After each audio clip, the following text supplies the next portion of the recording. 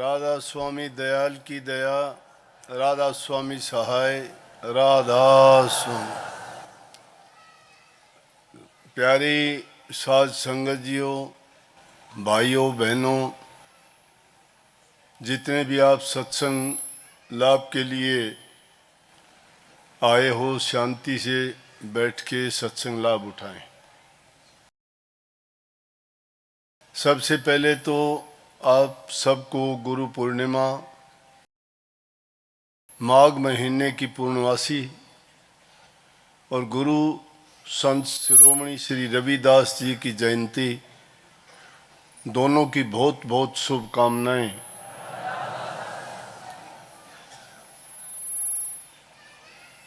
लगभग पिछले 40 साल हो गए अपने इस आश्रम को बने और इस पूर्णवासी का सत्संग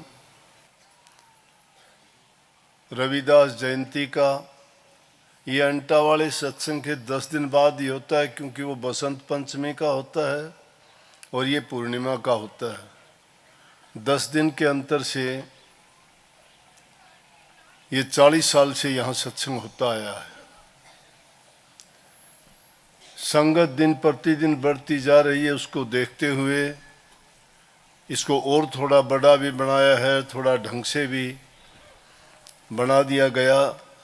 लेकिन संगत को देखते हैं तो संगत को पता नहीं क्या पता चलता है कि कितना बड़ा बना लें, मुझसे भी ज़्यादा आएंगे।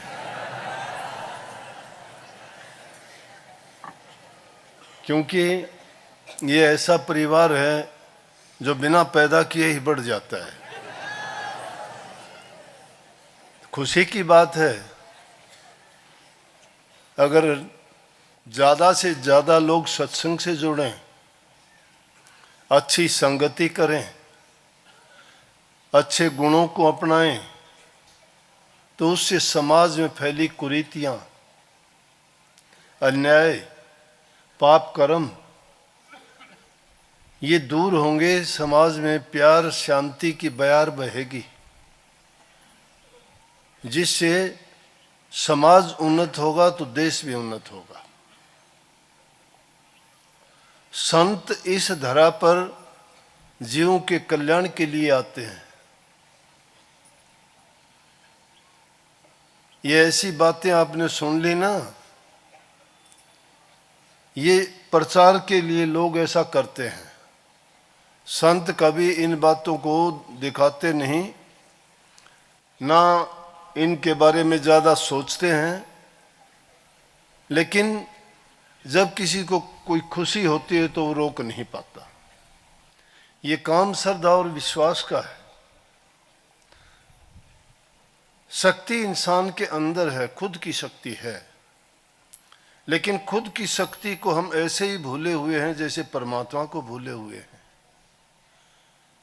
वो मालिक हर जगह मौजूद है ना, सब कहते भी हो, सुनते भी हो और सुनते आए हो कि मालिक कण कण में मौजूद है, लेकिन जानते हो, मानते नहीं हो। मानते क्यों नहीं? अगर उनको मानते होते तो हम किसको साथ बुरा बर्ताव करते, पाप कर्म क्यों करते, झूठ कपट बेईमानियां क्यों करते, किसी को कष्ट और दुख क्यों देते?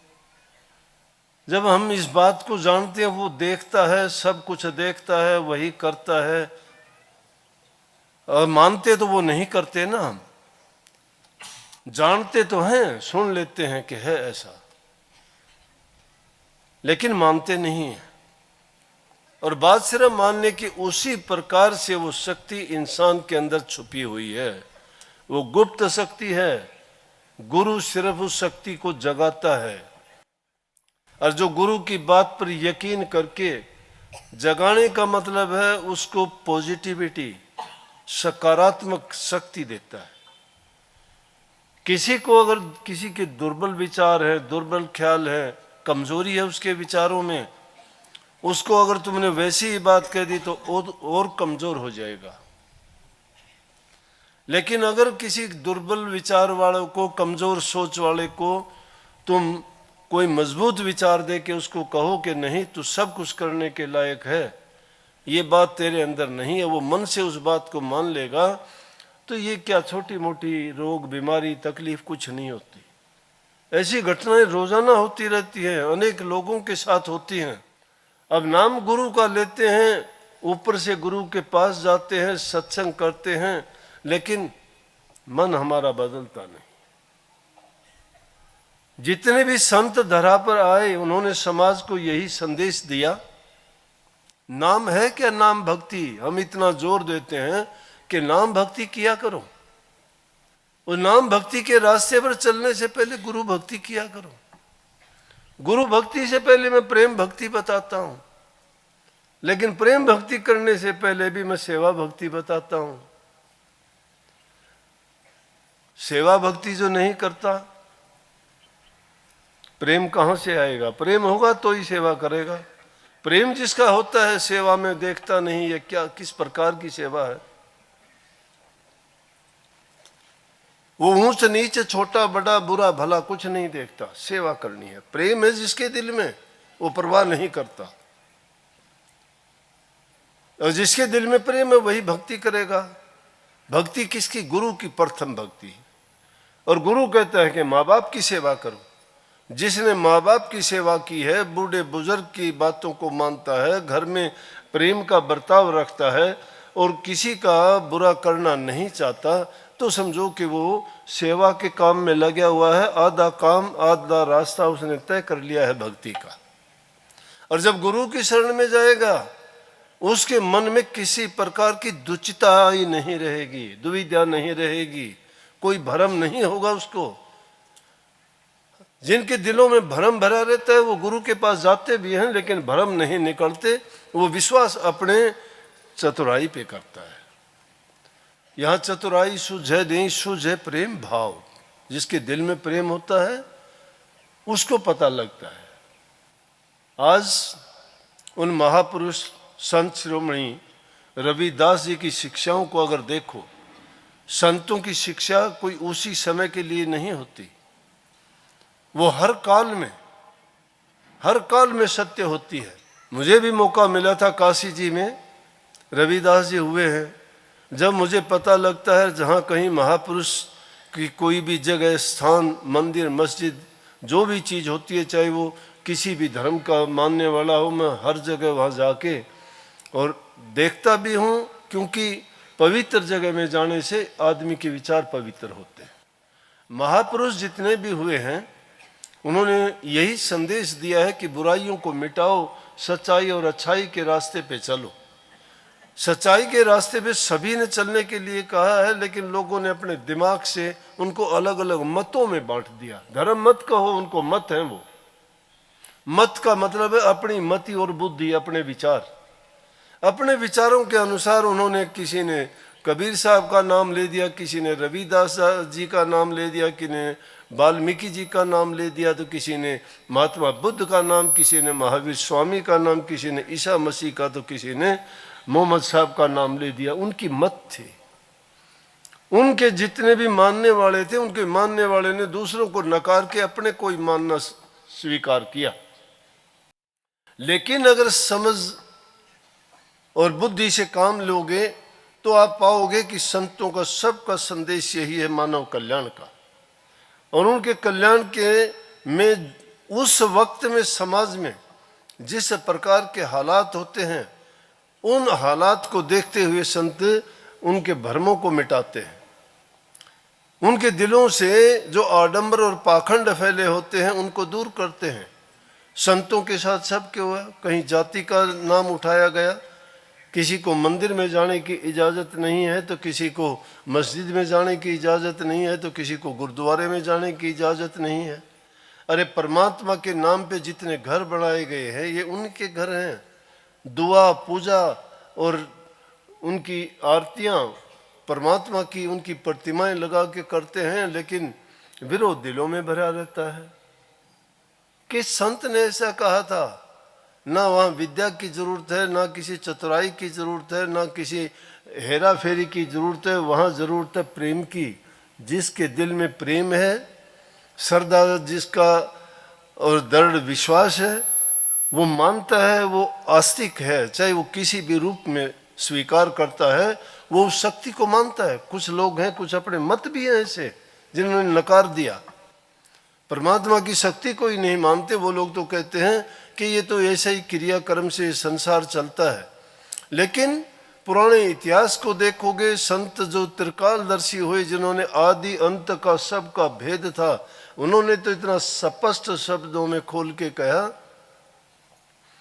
कि ये 84 लाख प्रकार की योनि है और उन योनियों में जीव अपने कर्म करने के अनुसार कर्म भोगने के लिए ऊंची नीची योनियों में जाता है, जाना पड़ता है। और उनमें सबसे उत्तम योनि इंसान की है, मनुष्य की है।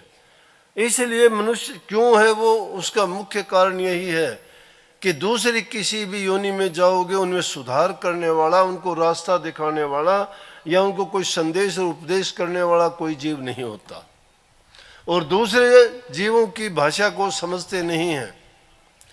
एक मनुष्य योनि ऐसी है कि जिसमें संत सतगुरु का रूप धर के वो आते हैं, उसी भाषा को बोल के उन लोगों को उन्हीं की भाषा में संदेश दे के सुधारने का काम करते हैं, बाकी किसी योनि में नहीं। वो भोग योनियां हैं सारी की सारी। इस बात को भी इनकार कर देते हैं कि क्रियाकर्म से चलते हैं। कुछ कह देते हैं जैसा बीज होगा वैसा उसका पेड़ भी होगा।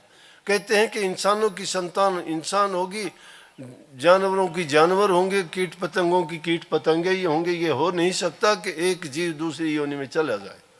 लेकिन ये तर्क वितर्क की बातें हैं, उनमें पढ़ने की बजाय हमें क्या करना कि हमारे सामने तो हमारा यही वक्त है, वर्तमान काल है, और इस वर्तमान काल का संदेश संतों से मिलता है।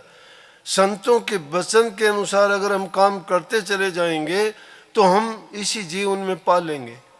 इसी जीवन में खुद हमें पता लग जाएगा। जैसे कबीर साहब जैसे संतों ने कहा, जीवित समझो जीवित मुझो जीवित मुक्ति निवासा, मोए मुक्ति बतावे गुरुआ झूठा दे विश्वासा। अगर तुम्हें कोई गुरु कहता है कि कोई बात नहीं, तुम लगे रहो, तुम्हारे मरने के बाद हम तुम्हें लेके जाएं, कहाँ लेके जाएंगे? जीवन जिसका सुधरा नहीं, जिसकी बुराइयां छूटी नहीं, जिनके पाप कर्म जिन्होंने त्यागे नहीं, प्रभु के नाम का उन्होंने कभी सुमरण चिंतन भजन किया नहीं, मन उनका पवित्र हुआ नहीं, बुराइयां जब नहीं छूटी तो कहाँ जाएंगे? जाऊं जाऊं सब कहें, पहुंचोगे किस ठोड़, सतगुरु के पर्चे बिना जाओगे किस ठोड़।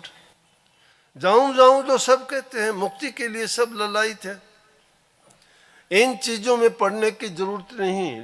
अपना काम अच्छे से करते जाओ। आपके अंदर जो शक्ति है वो किसी जीव में नहीं है, किसी देवी देवताओं में भी नहीं है। तुम्हारे अंदर में वो प्रभु की दी हुई शक्ति विद्यमान है। अगर तुम अपनी शक्ति को पालोगे, अपनी शक्ति को उसको जगा लोगे, खुद आपको ये अनुभव हो जाएगा कि निश्चित रूप से हमने जो किया है और उससे हमने खोज लिया है। और जिसने भी खोजा है अंदर खोजा है, बाहर नहीं। बाहर खोजने से किसी को कुछ नहीं प्राप्त हुआ। यूं के यूं आके बैठ के वो यह अपना समय और जीवन बर्बाद करके गए। लेकिन जिन्होंने खोज की, अंतर की, उनका तरीका चाहे कोई भी हो, तप का हो, योग का हो, ध्यान का हो, सिमरन का हो, सब अंदर में गए तो ही उन्होंने खोज करने से सब कुछ पाया। लेकिन हम समाज में जाति पाति में, धर्म में, ऊंचे नीचे में, छोटे बड़े में बटे हुए हैं। गरीब अमीर के सवाल उठ जाते हैं, लेकिन भक्ति के लिए कोई रुकावट नहीं है। कोई किसी भी प्रदेश का हो, किसी भी जाति का हो, किसी भी चाहे वो रंग रूप वाला हो, लेकिन अगर करनी अच्छी करता है तो निश्चित रूप से उस जीव का कल्याण है। लेकिन उसके जीवन में गुरु होना चाहिए। गुरु के बिना उसका कल्याण नहीं है। अगर हमारे जिनको हम पूज्य आज भी पूजते हैं, श्री राम को, श्री कृष्ण जी को या और दूसरे अवतारों को, उन्होंने भी गुरु बनाना पड़ा था, क्योंकि गुरु के बिना ज्ञान नहीं, ज्ञान बिन ध्यान नहीं, ध्यान बिन मुक्ति नहीं। लिखा है वेद में, पुराण में, कुरान में, अंजिल में, बाइबल में, कहीं भी देखो कि अगर जीव का कल्याण होगा तो ध्यान से ही होगा। और ध्यान करने का तरीका गुरु से ही प्राप्त होगा, अपने आप में हमें नहीं पता। अगर अंधेरे में कोई प्रयास करते किसी चीज को ढूंढने के लिए तो हमें नुकसान उठाना पड़ सकता है और वो चीज भी नहीं मिलेगी।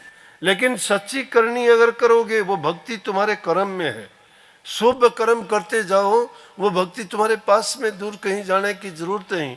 उन्हीं रविदास जी की आपको एक बात बताऊं छोटी सी, तो पता लग जाएगा। वो अपना जो पेशा था, जो उनको माँ बाप से प्राप्त हुआ था, वही काम करते थे। जूतियां बनाते थे, वो जूतियां बनाने का काम करते थे। एक वक्त में एक पंडित गंगा जी के स्नान के लिए जा रहा था, तो अब गरीब आदमी होता है, उसके लिए कहाँ समय होता है, बेचारा अपना रोजी रोटी के लिए उसको बड़ी मेहनत करनी पड़ती है, तब कहीं जाके उसको 2 रोटी मिलती हैं या अपने परिवार का लालन पालन करता है।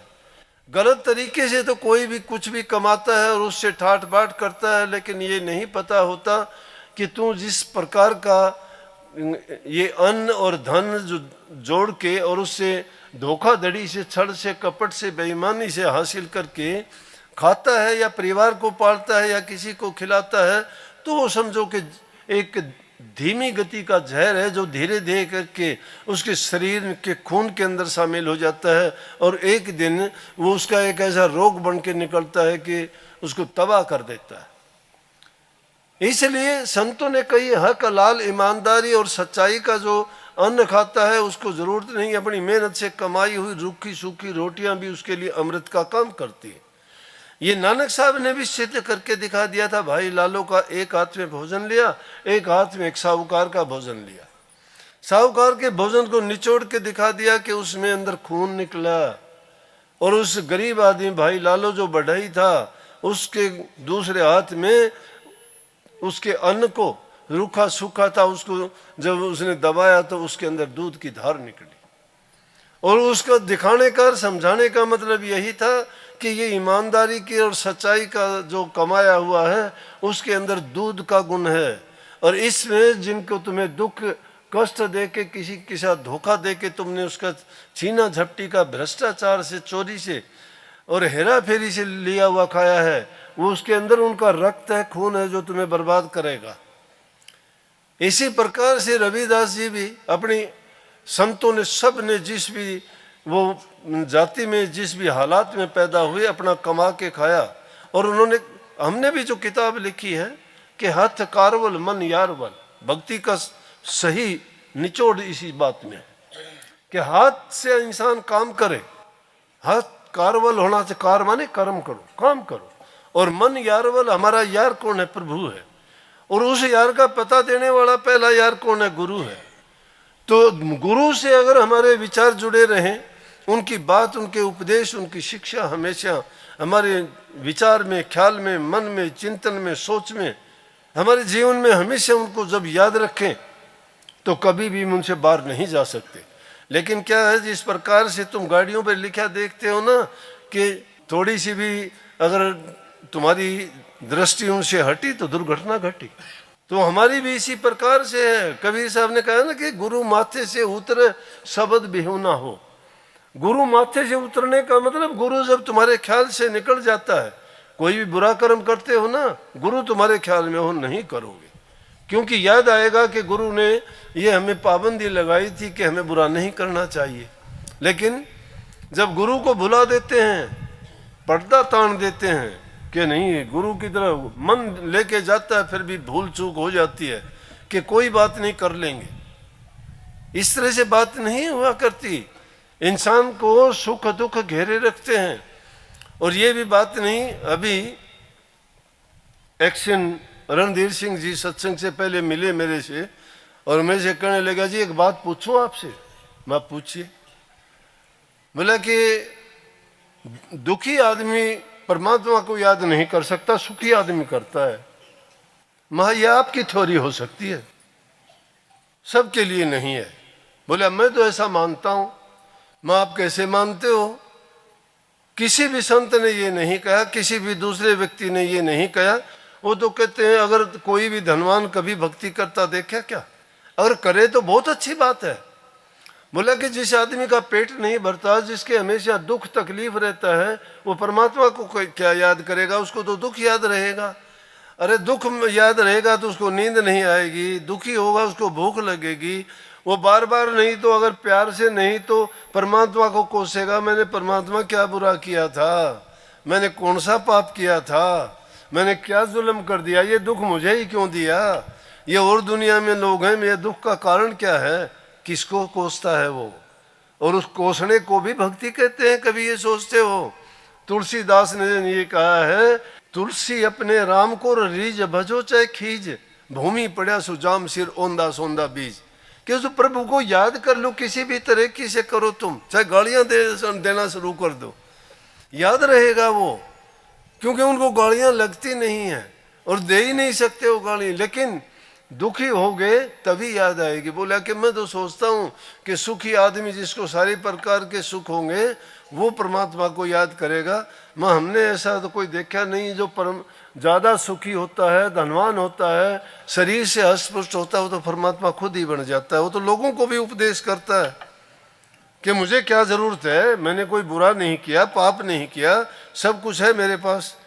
ठाठ करते हैं, मैंने तो कभी कुछ किया नहीं, उनको क्या ज़रूरत है, उनको परमात्मा को तो वो याद करेगा जिसको दुख और तकलीफ हो।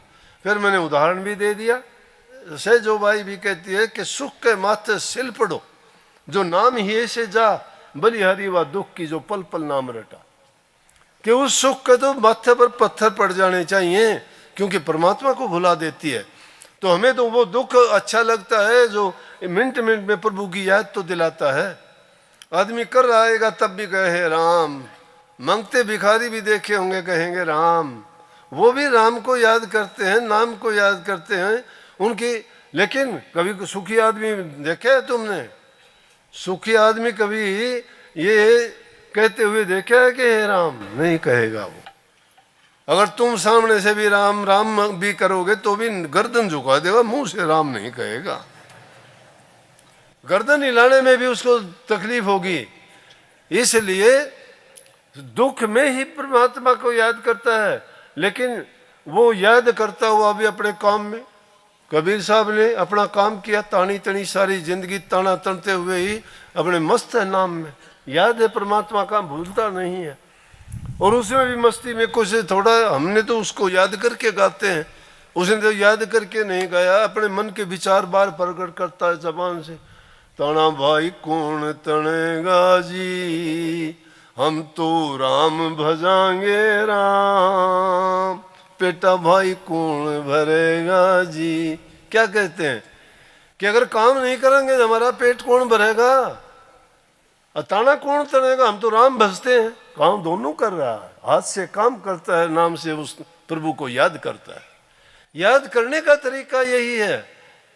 भक्ति करने में भी कोई भेख धारने से भक्त नहीं हो जाता, जटा जूट बाल रखने से कोई भगत नहीं हो जाता, कोई भेष बदलने से, कपड़े बदलने से भक्त नहीं हो जाता, संत नहीं हो जाता।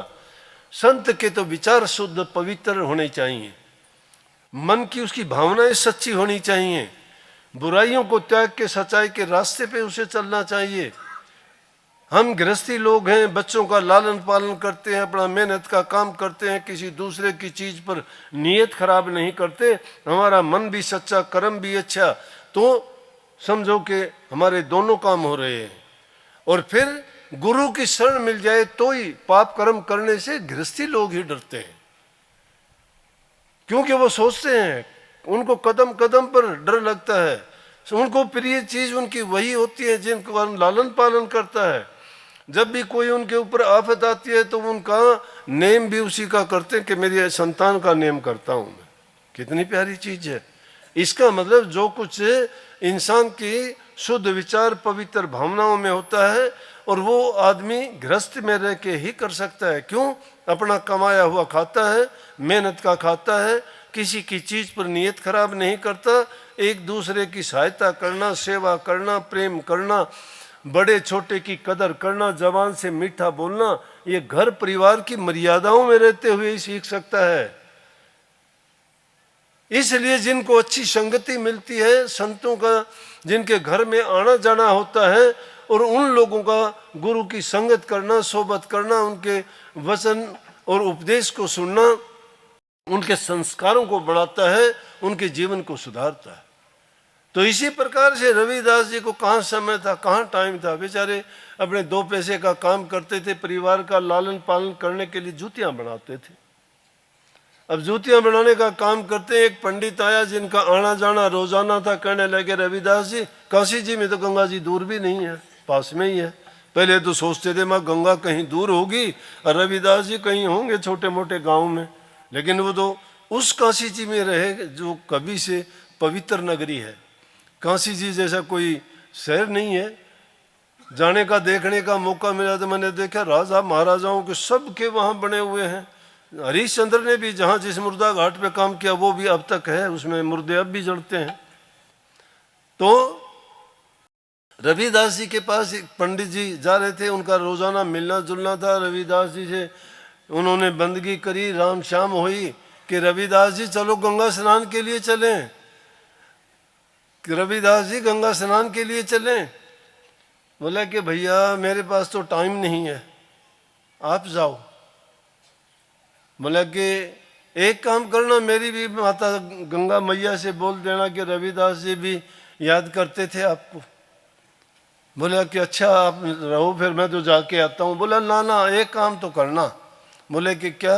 ये 2 पैसे मेरे भी गंगा मैया को भेंट में दे देना, लेकिन देना जब वो हाथ फैला के ले।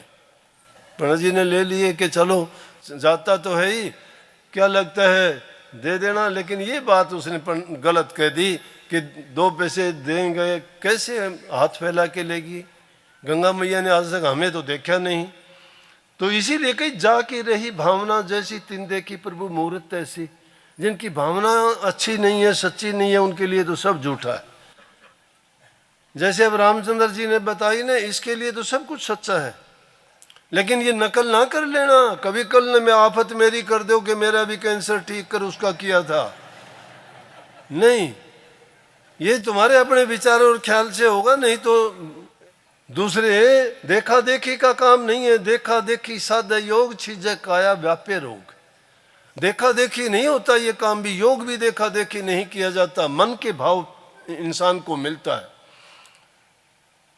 एक बार की बात है, एक इसी तरह से भक्त आदमी था, प्रभु की भक्ति किया करता था, घर परिवार में रहते हुए गया घूमने फिरने के लिए, डील डोल के लिए जब बाहर जाते तो पानी का लोटा, आज से 40-50 साल पहले हम भी ऐसे ही जाते थे। ये अब घरों में बनने लगे पखाने, तो ये पहले घरों में नहीं थे, बाहर जंगल में जाते थे।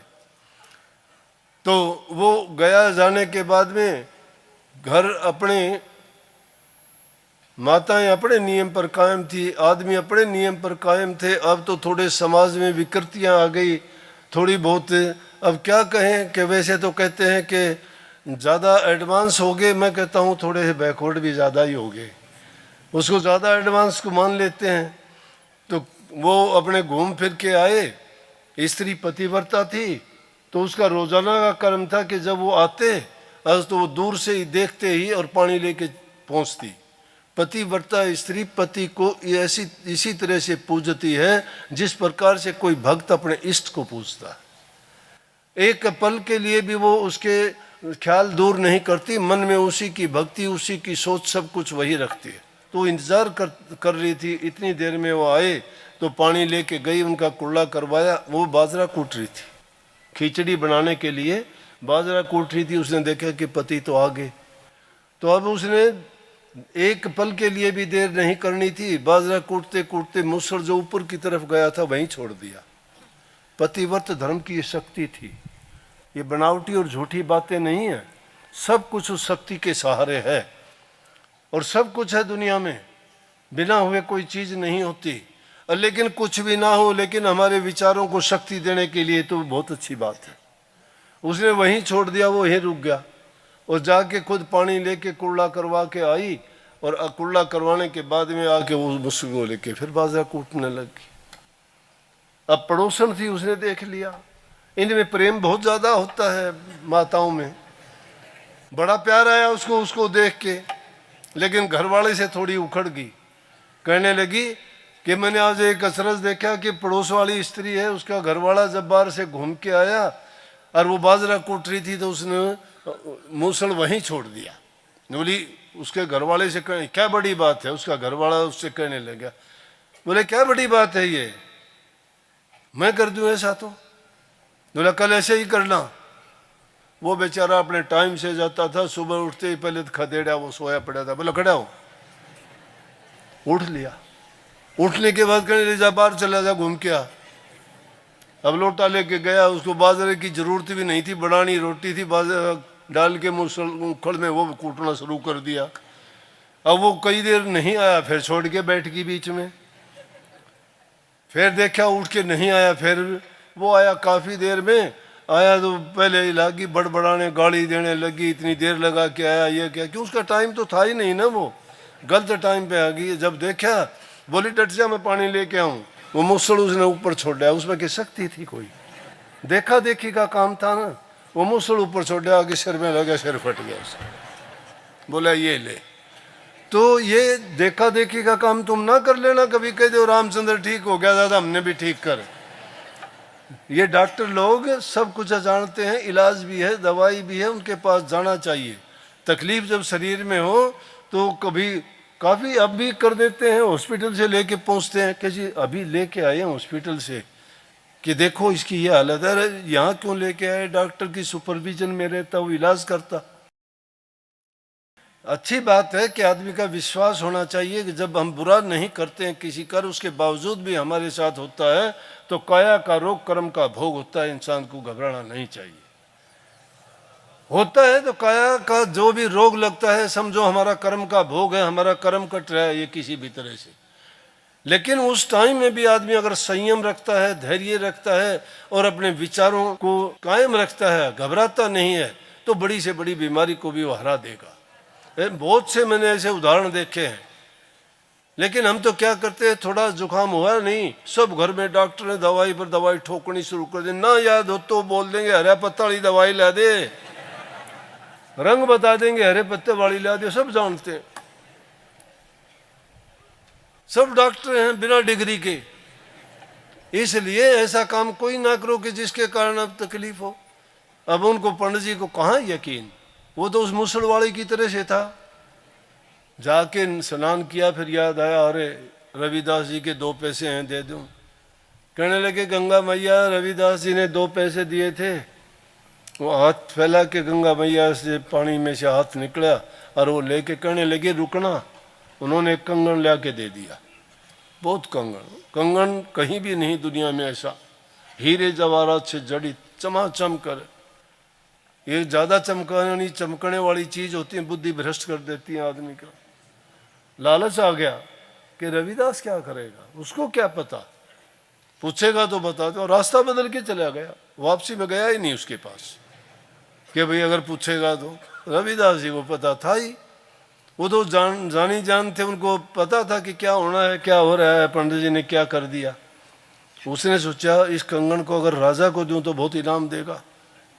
राजा के दरबार में पहुंच गया, बोला जी बहुत सुंदर कंगन है, ये लो।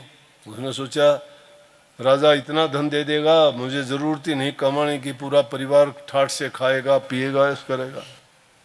राजा देख के कहने लगा ये कंगन एक है ये तो। बोला आने वाला दूसरा और लेके आ। अब दूसरा कहाँ से लाए? उसने फिर बतानी पड़ी कि जी ये तो मेरा नहीं, इस तरह से बात थी। बोले हम नहीं मानते। दरबारियों को लेके पहुंचा रविदास जी के पास, जाके प्रणाम करी। रविदास जी माफ कर दो गलती होगी। बोले क्या हुआ पंडित जी, गंगा स्नान से आ लिए आप? मैंने बोला आ लिया, कई दिन हो गए। बोले अब तो और आफत आ गई, आप संत हो मुझे बख्शो, हम गलती करने आ रहे हैं, आप बख्शन आ रहे हो। बोला क्या गलती होगी? रविदास जी हंसने लगे।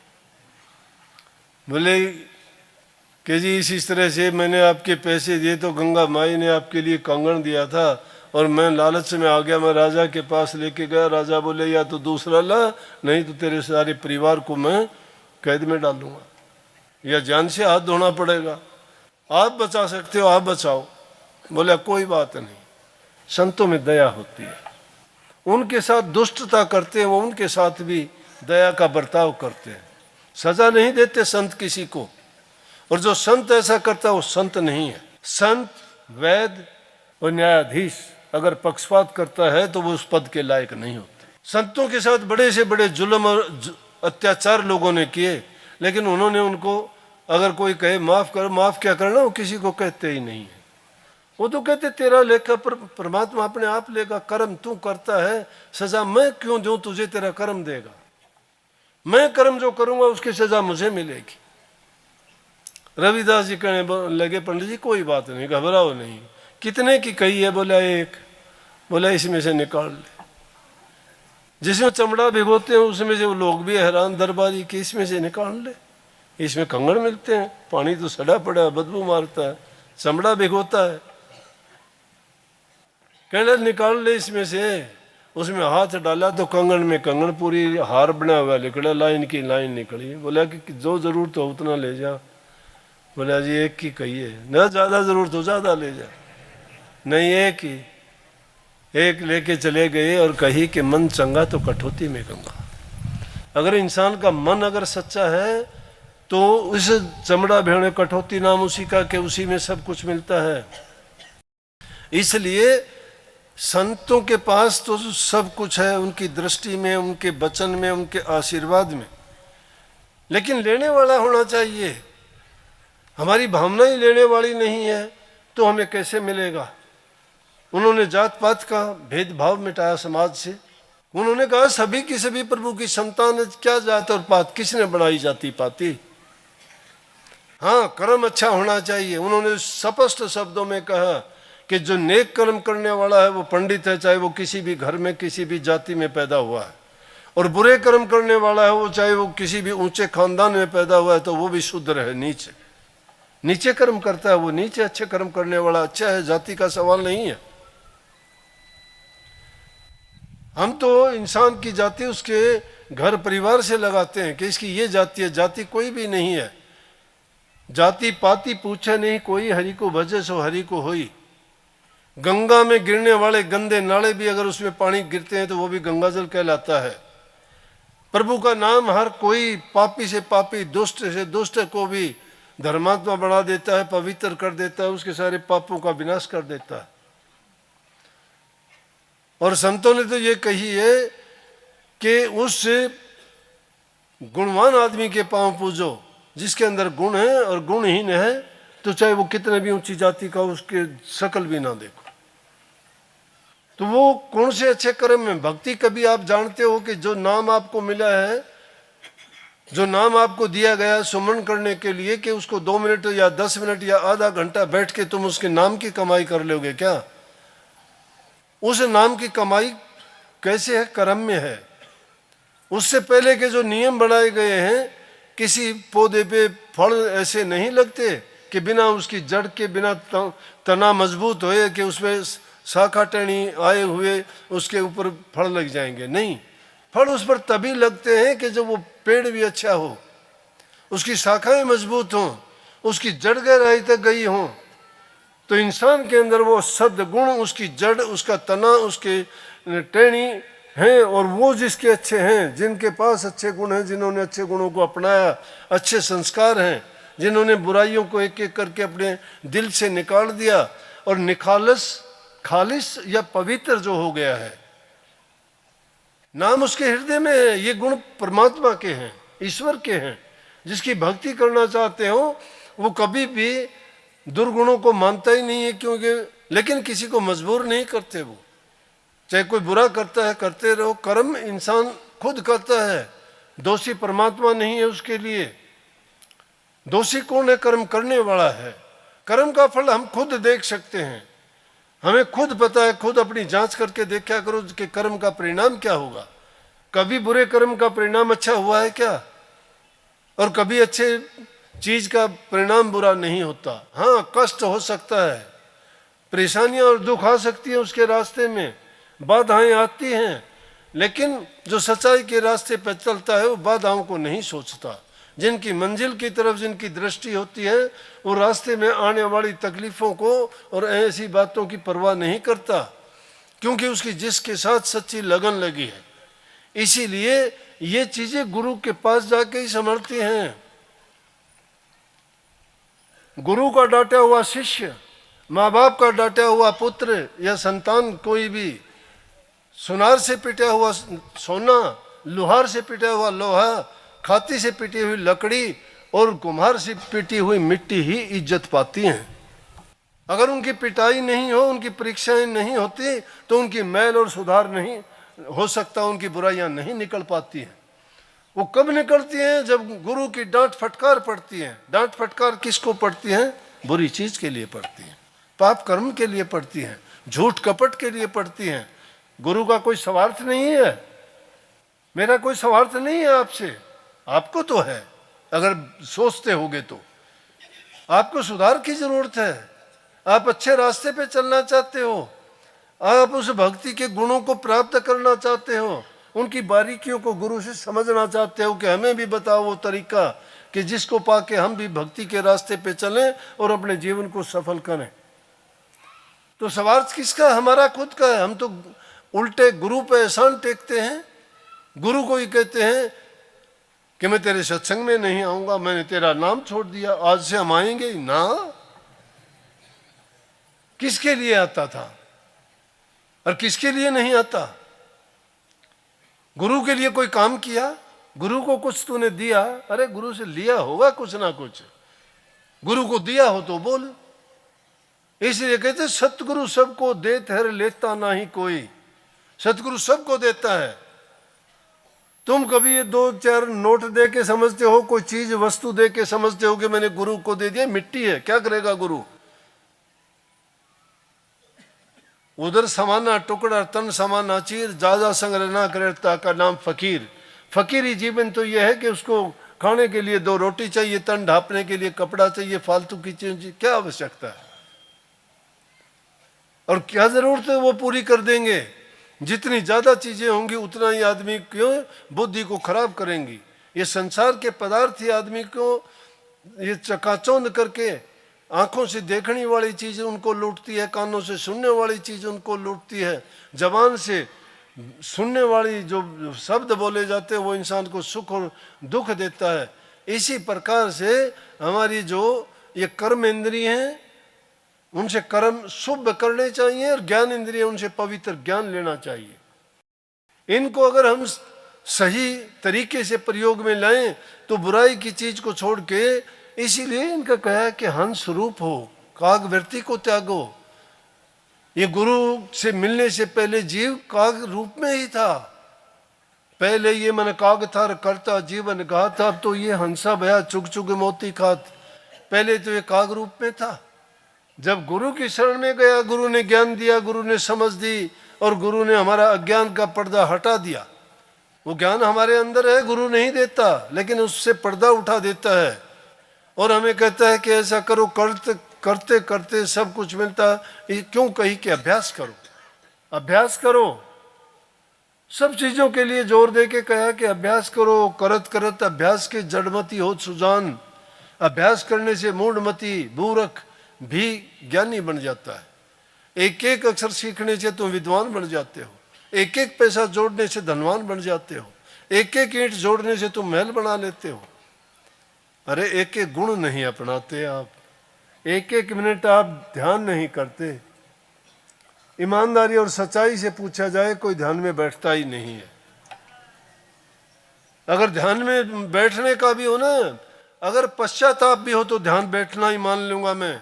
इंसान को ये पश्चाताप तो होना चाहिए कि जो काम मुझे करना चाहिए, जिस प्रभु के हमारे ऊपर अनेकों एहसान हैं, जो हमें रोजी रोटी देता है, कितना सुंदर जीवन दिया है, कितना सुंदर शरीर दिया है, और फिर भी हम उसको भूले हुए हैं, तो हमारे से बुरा कौन होगा। सूरदास जी ने इस बात को बड़ी खूबी कहा है कि मौसम कौन कुटिल खल कामी, कि हमारे से बुरा कौन है। जाही तन दियो ताही बिसरायो मैं ऐसो नमक हरामी, कि जिसने हमें सुंदर शरीर दिया और उसी को हम भूल गए, हम तो नमक हरामी हैं। सबसे बुरे नमक हरामी हैं, क्योंकि प्रभु की दी हुई चीजों को ही हमने भुला दिया, जिसने हमें सब कुछ बख्शा। अरे गुरु की दी हुई चीज को भुला दे तो वो आदमी मनमुख कहलाता है, मन मर्जी के काम करने वाला। और संत मत में गुरुमुख और मनमुख का ही इन 2 चीजों की तुलना की गई है कि मन को सन्मुख रखते हो, गुरु को पीठ दिखाते हो। गुरु को जो सन्मुख रखता है और दुनियादारी को जो पीठ दिखाता है उसकी हानि कभी नहीं होती। उनके लिए तो दया गरीबी और बंदगी बनी रहे संतोष बहार, जिनके दिल में दुई नहीं है भवसागर से जाते पार, उनकी हानि कभी नहीं होती। वेद शास्त्र रहे पुकार, उनकी कभी हानि नहीं होती। हमारी ना मानो, वेद शास्त्रों की बात को मानो। आडंबर और पाखंड में ना पड़ो। ये तुम जाते हो ना, किसी से गंडे लेते हो, किसी से तबीज लेते हो, किसी से भूत प्रेत का इलाज करवाते हो, ये सब आडंबर पाखंड झूठ है, कपट है। ये बीमारी तुम्हारी मानसिक रोग है। मन बड़ा कमजोर हो चुका है, डरते हो हर चीज से। इसीलिए गुरु उन भ्रमों को निकाल के तुम्हारे अंदर वो सच्चाई की शक्ति भरता है, तुम डरते ही नहीं। अगर वो चीजें होती तो हमें तो कोई बसना ही नहीं देता, रहना ही नहीं देता, क्योंकि उनकी दुकान खत्म करते हैं हम। कोई कहता है कि इसको तो 60 लग गई। 60 सबको लगती है, बताओ कौन बचेगा उससे? 60 के महीने में जो कुछ है वो 60 लागे कि नहीं लागेगी भाई? और कोई यूं कहने वाला कि इसको तो कि काल सर्प योग लग गया। ये जमींदार सबके लाग रहा, 5-10 हर मौसम में मार ले हैं, इनके रोज काल सर्प योग लग गया रहे। वो यूं कहेंगे ओहो ये तो मूड़ों में पैदा हुआ है। मूड़ बिना कौन पैदा हो? ऐसे मूड़ काट दो, एक भी घास भी कौन नहीं पैदा हो, सब मूड़ में पैदा होंगे। उन्हें गण मिलाए थे, 6 दिन शादी टूट जा, गण मिले थे वो कड़े गए भाई। बिना गण मिलाए उड़े तो निभाते से भाज के ने भी पुलिस के पैर हम निभाते हैं कि नहीं? परमात्मा ने किसी को भी रजिस्टर करके लाइसेंस दे के नहीं भेजा कि जा तू दुनियादारी में जाके बैठ जा, तू भूत निकालेगा, तू गंडे तबीज देगा, तू उनके पापों को हर लेगा। जो असली ज्ञान है वो संतों के पास है। संत कभी आडंबर पाखंड नहीं करते और ना उनमें फंसाते हैं। तुम अपने मन से, शक्ति तुम्हारे मन में है और उस शक्ति को जागृत करने के लिए नाम है। उस नाम को याद रखोगे तुम्हारे अंदर वो शक्ति आ जाएगी। और जो नाम का जपने वाला है, चाहे तुम शमशान घाट में जाओगे ना, उड़े भूत नाचते होंगे, वो भी छिप जाएंगे। क्या आ गया दोस्त? अरे जहाँ राजा की सिपाही या कोई फौज या पुलिस वाला जानता हो, कोई गंदा काम करेगा के चोरी करेगा उसके देखते हुए? तो प्रभु का नाम तो ऐसी चीज है जिसके आगे भूत प्रेत पिशाच सब डरते हुए भागते हैं। उस नाम में शक्ति है ये। और तुम नाम लेके भी रोजाना हमारी छाती पे खड़े रहो, तबीज दिवाइयो दो एक माला बना के पहनोगे के वो तबीज कुछ भी को नहीं। वो तबीज बनानी डरे से माखीते भी, तो हमने जो तबीज दे माखीते भी डरे, छाती पकड़ ले 1 मिनट में कि मरूंगा, क्या हो गया? दुनिया ने तबीज देने लग रहा तू डरे से। लेकिन क्योंकि मांगते हो तो थोड़ा भय मिटाने के लिए, थोड़ा ध्यान जो है डाइवर्ट करने के लिए ये चीजें हैं कि हाँ मैंने तबीज बांध लिया, मेरा कुछ नहीं हो। तबीज में क्या लिख रहा, क्या कहते खोल के देखा तुमने? तबीज में लिख रहा क्या, तेरा कर्म तू ही भोगी है। ये तबीज गंडे हैं, उनके अंदर पाखंडा में ना पड़ो। सबसे बड़ी चीज है नाम भक्ति, सबसे बड़ी है नेक कर्म करना।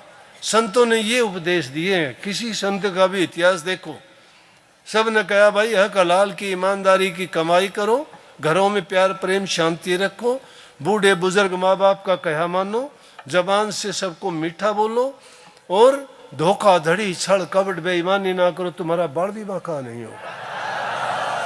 अब इन बातों को तो मानते नहीं और पाखंड वाली बात को जरूर मान लोगे। कोई भी आओगा पाखंडी, कितने लाल कपड़े पहन के कोई आ जाओ, चाहे बोले बढ़िया रे बाबा, ऐसा कोई बात नहीं।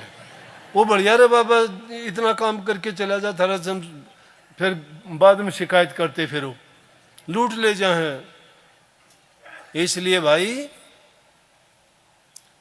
सच्चा रास्ता भक्ति का ये है कि आदमी ईमानदारी से काम करे, किसी का बुरा ना करो। जबान से क्यों किसी का बुरा करते हो? बुरा करने वाले का भी अच्छा करो। तुम्हें बुरा बोलता है उसको भी मीठा बोल दो, चुप हो जाओ। कोई तुम्हारे से गलती होती है तो माफी मांग लो, अगला करे तो उसने माफ कर दो, खत्म कहानी। अपने कर्म अच्छे बनाओ। कर्म आदमी को सुधारता है, कर्म ही बनाता है, कर्म ही डबोता है। और कर्म हमेशा मन से किए जाते हैं।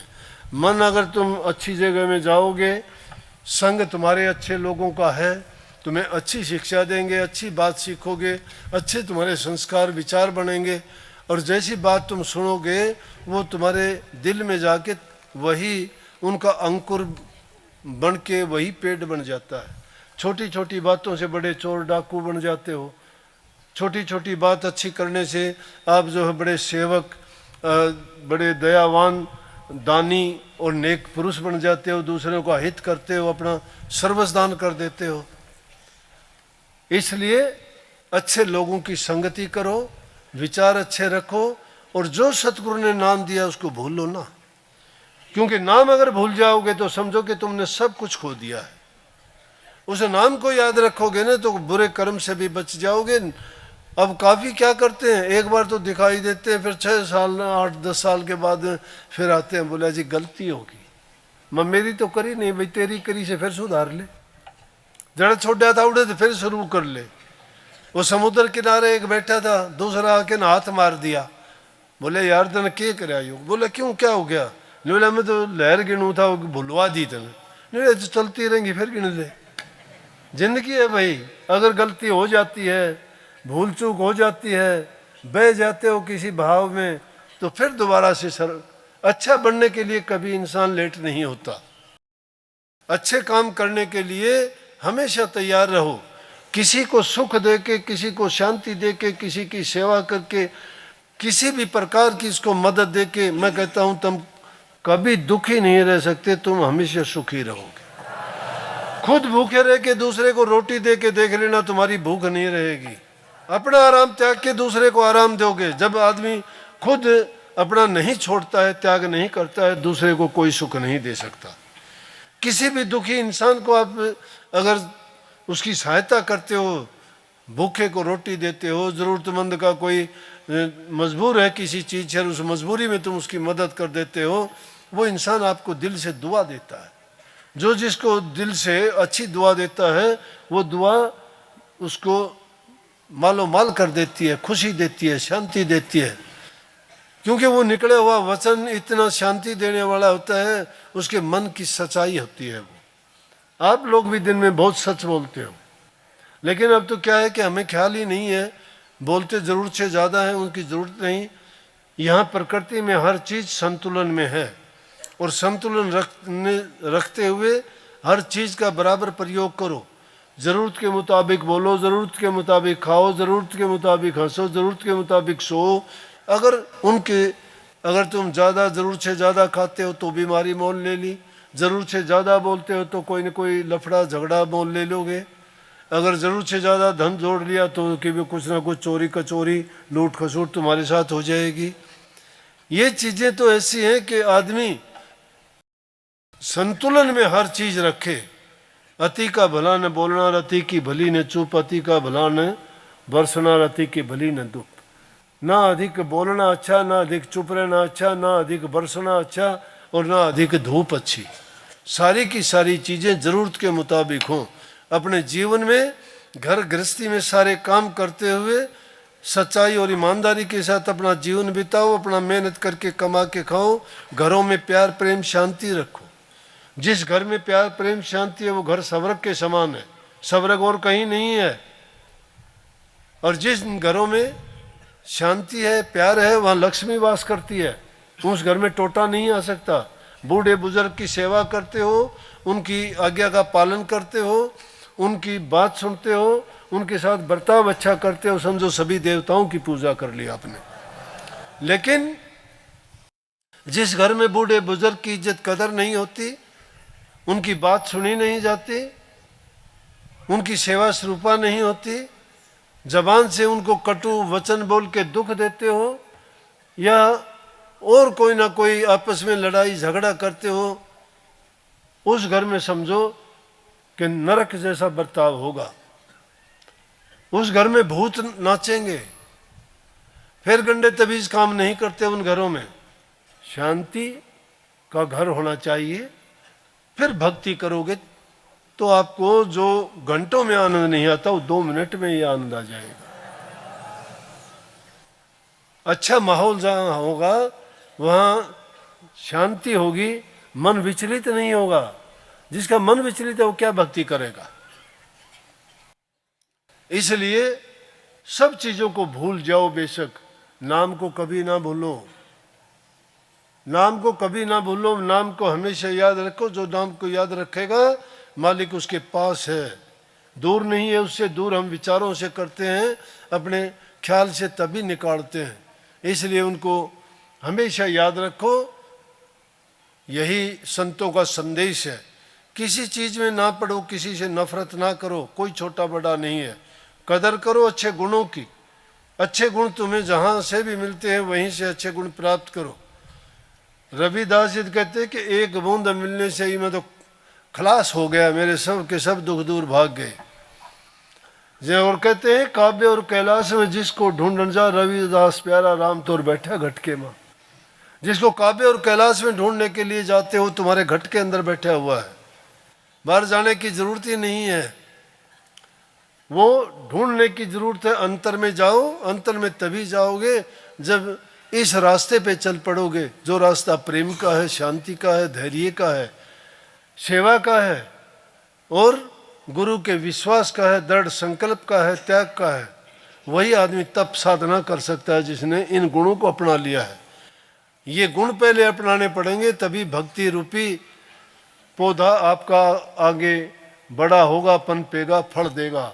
नहीं तो ये आस करनी बेकार की है। हाँ ठीक है, रस्म रिवाज के अनुसार आपने गुरु धारण कर लिया, रीति रिवाज निभाने के लिए आपने कह दिया कि हम सत्संगी हो गए, नाम ले लिया।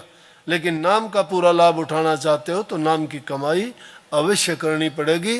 सतगुरु महाराज आपको सबको सद्बुद्धि दे, आपके जीवन को खुशियों से भर दे, आपके विचारों में, मन में वो ताकत दे कि आप भक्ति के रास्ते पे चलो और आपका जीवन सफल हो। सबको बहुत बहुत आशीर्वाद।